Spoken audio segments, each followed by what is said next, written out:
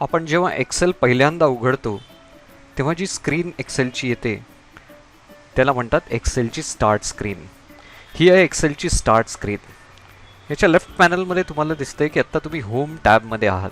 So एक्सेलच्या start स्क्रीनचं हे home page आहे. या होम पेजमध्ये वरच्या भागामध्ये बऱ्याच प्रकारच्या टेम्पलेट्स आहेत ज्या तुम्ही एक्सेल स्टार्ट करताना उपयोगी आणू शकता. अदरवाईज इथे ब्लँक वर्कबुक आहे. याच्यावर जर डबल क्लिक केलं तर तुम्हाला एक कोरं वर्कबुक ओपन होईल ज्याच्यामध्ये तुम्ही काम करू शकता. याच्या खालच्या बाजूला रिसेंटली एक्सेलमध्ये ज्या ज्या फाईलवर आपण काम केलं त्यांची यादी इथे दिसते. सो तुम्ही यातल्या कुठल्याही फाईलवर क्लिक केलं तर ती फाईल ओपन होईल आणि तुम्ही त्या फाईलवर तुमचं काम कंटिन्यू करू शकता. पण या रिसेंट फाईलमध्ये एखादी फाईल नसेल आणि तरीही तुम्हाला ती फाईल ओपन करायची असेल जी तुमच्या कॉम्प्युटरवर वेगळीकडे कुठे असेल तर तुम्हाला इथे ओपन नावाचा आयकॉन दिलेला आहे.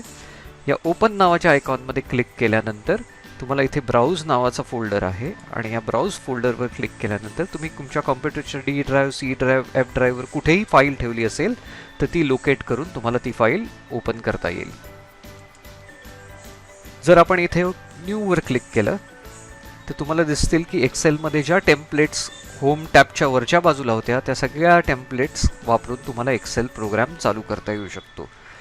मोस्टली आपण एक्सेल चालू करतो तो नेहमी ब्लँक वर्कबुक घेऊन चालू करतो आणि म्हणून या ब्लँक वर्कबुकला क्लिक केल्यानंतर एक्सेलचं ब्लँक वर्कबुक ओपन होतं. आपण पुढच्या लेक्चरमध्ये बघूया या ब्लँक वर्कबुकच्या स्क्रीनमध्ये कुठले कुठले एलिमेंट्स आहेत ते.